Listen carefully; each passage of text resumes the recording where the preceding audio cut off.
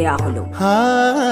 জননী কুলহ তুলে বক্ষে, শান্তনু বাস দেহ তুলে চোখে, কাঁদিছে তব চরণ তলে ৩০ কোটি নর নারী কুল।